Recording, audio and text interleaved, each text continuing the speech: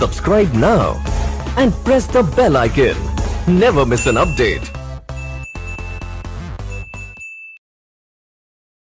Hello everyone, आप सभी के यूपी बोर्ड की क्लास स्टार्ट हो गई है और ये क्लास एनसीईआरटी के सिलेबस पर आधारित है।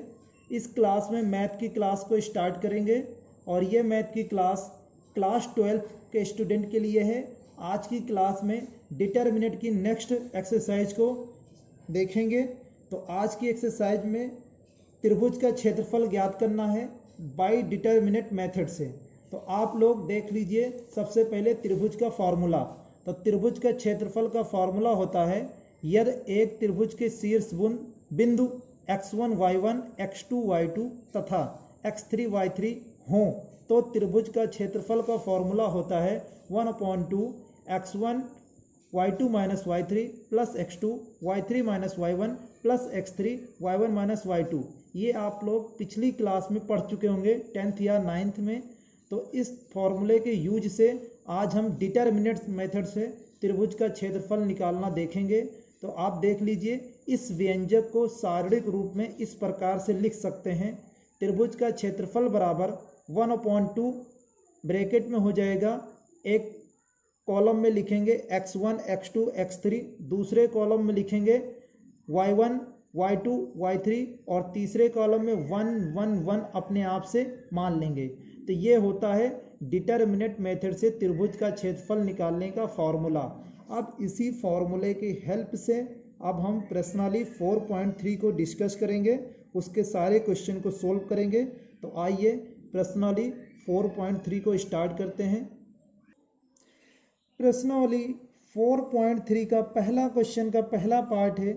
इसमें दिया गया है, निम्नलिखित प्रत्येक में दिए गए शीर्ष बिंदुओं वाले त्रिभुजों का क्षेत्रफल ज्ञात कीजिए।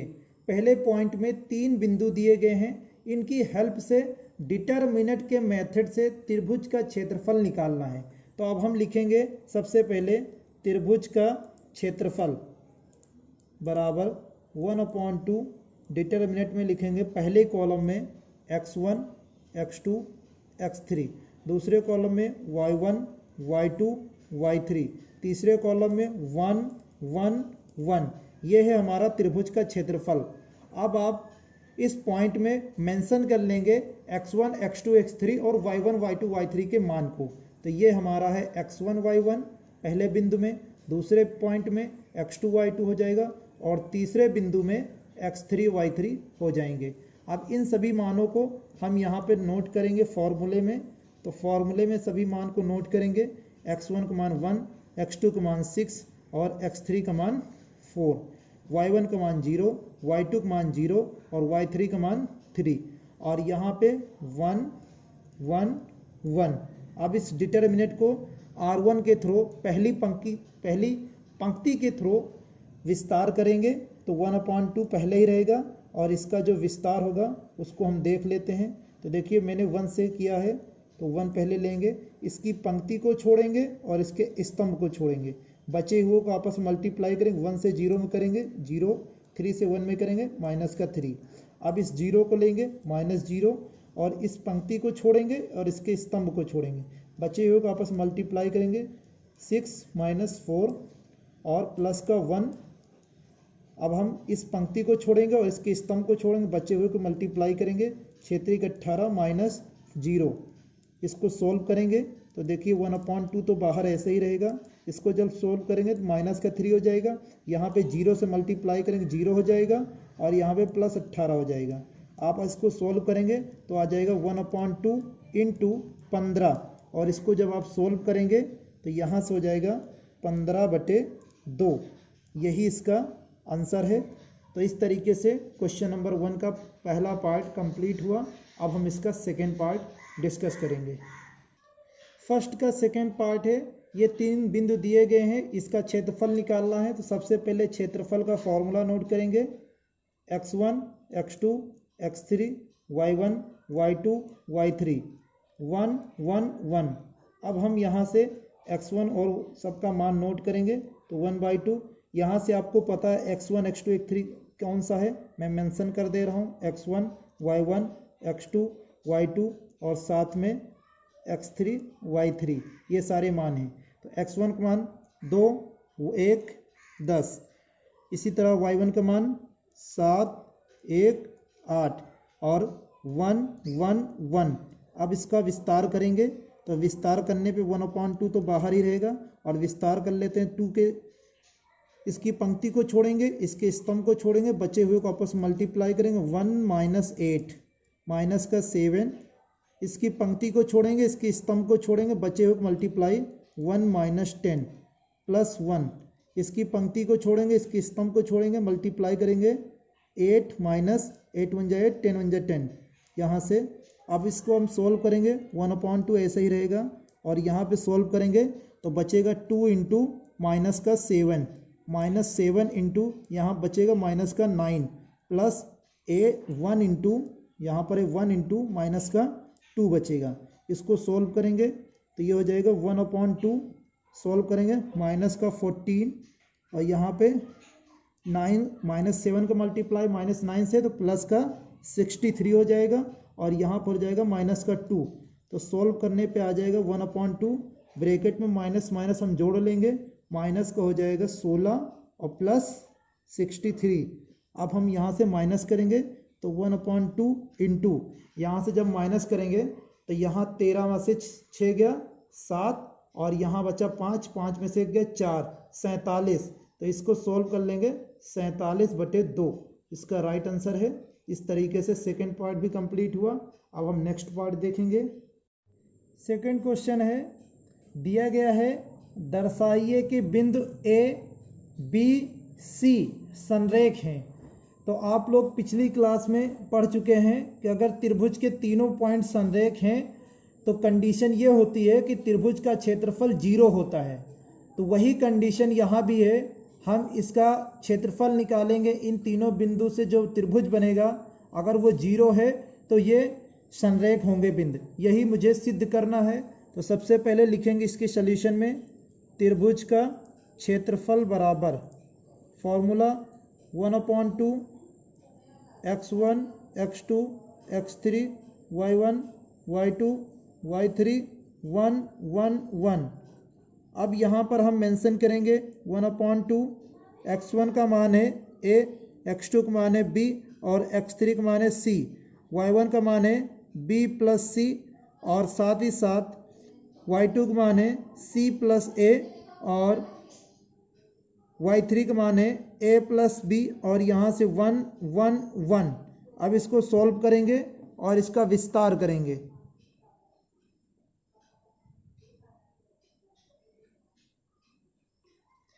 विस्तार हम करेंगे C1 C3 के थ्रू, C3 के विस्तार करने पर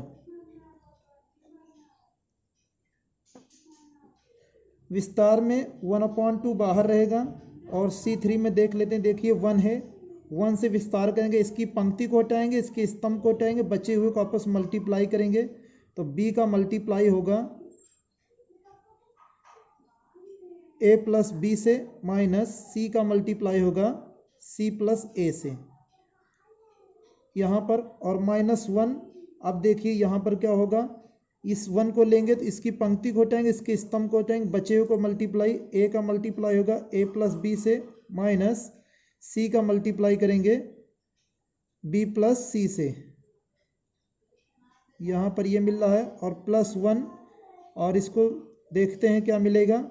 तो यहाँ पर हो जाएगा, इसकी पंक्ति को छोड़ेंगे और इसके स्तंभ को छोड़ेंगे, बचे हुए को मल्टीप्लाई a से मल्टीप्लाई करेंगे c प्लस a को माइनस b से मल्टीप्लाई करेंगे b प्लस c को और इसको अब हम सॉल्व करेंगे। तो देख लेते हैं 1/2 तो बाहर ही रहेगा और सॉल्व कर रहे हैं तो देखिए सब जगह 1 1 1 है तो ब्रैकेट में कोई फर्क नहीं पड़ेगा। तो डायरेक्ट हम ब्रैकेट ओपन कर रहे हैं और मल्टीप्लाई भी कर रहे हैं। तो यहाँ पर हो जाएगा ab प्लस b स्क्वायर और यहाँ माइनस से ब्रैकेट ओपन कर रहे हैं -c² और माइनस का ac। अब यहाँ भी हम माइनस से ब्रैकेट ओपन करेंगे तो यहाँ हो जाएगा माइनस का a² और माइनस का ab और यहाँ पे माइनस माइनस का हो जाएगा प्लस, तो प्लस से ब्रैकेट ओपन होएगा bc और प्लस का c²। अब यहाँ पे देख लेते हैं यहाँ पे 1 से मल्टीप्लाई करेंगे, कोई फ़र्क नहीं पड़ेगा, डायरेक्ट इस ब्रैकेट ओपन कर रहे हैं AC और प्लस का A स्क्वायर माइनस यहाँ पर हो जाएगा B स्क्वायर और साथ ही साथ B स्क्वायर माइनस का BC। अब इसको सोल्व कर लेते हैं। तो देखिए यहाँ पर AB प्लस का AB माइनस का, B स्क्वायर प्लस का B स्क्वायर माइनस का, C स्क्वायर माइनस का, ये यहाँ C स्क्वायर प्लस का, A स्क्वायर माइनस का A स्क्वायर प्लस का, और यहाँ पर AC माइनस का AC प्लस का और BC प्लस का BC माइनस का, सभी यहाँ पर कट जाएंगे। तो 1/2 अंदर सिर्फ 0 बचेगा। तो 1/2 को 0 से मल्टीप्लाई करेंगे तो टोटल हो जाएगा 0। तो त्रिभुज का क्षेत्रफल 0 आएगा। तो आ जाएगा अतः बिंदु संरेख हैं, अतः बिंदु संरेख हैं, संरेख हैं। यही हमको प्रूव करना था। तो इस तरीके से क्वेश्चन नंबर 2 प्रूव्ड हो गया है। अब हम थर्ड क्वेश्चन डिस्कस करेंगे। थर्ड क्वेश्चन का फर्स्ट पार्ट है। इसमें क्या करना है, प्रत्येक में k का मान ज्ञात कीजिए यदि त्रिभुज का क्षेत्रफल 4 वर्ग इकाई है जहां शीर्ष बिंदु निम्नलिखित हैं। तो ये हमारे शीर्ष बिंदु हैं और त्रिभुज का क्षेत्रफल 4 वर्ग इकाई दिया गया है। तो यहाँ से हमको k का मान फाइंड करना है। तो इसको सबसे पहले हम लिखेंगे त्रिभुज का क्षेत्रफल बराबर, त्रिभुज का क्षेत्रफल का फॉर्मूला नोट करेंगे 1/2 x1 x2 x3 y1 y2 y3 और यहाँ से हो जाएगा 1 1 1 इक्वल टू 1/2। यहाँ से हम सभी मानों को रखेंगे। x1 का मान है k, x2 का मान है 4 और x3 का मान है 0, y2 का मान है 0, y1 का मान 0, y2 का मान 0, y3 का मान है 2 और यहाँ पर हो जाएगा 1 1 1। अब हम इसका विस्तार करेंगे और यहाँ त्रिभुज का क्षेत्रफल 4 वर्ग इकाई दिया गया तो हम इसको 4 मान लेंगे और यहाँ पर हो जाएगा 1/2 और इसको सोल्व करेंगे। तो देखिए k के थ्रू जब आप इसका विस्तार करेंगे तो इसकी पंक्ति को छोड़ेंगे, इसके स्तंभ को छोड़ेंगे, बचे हुए मल्टीप्लाई करेंगे तो हो जाएगा 0 - 2 - 0।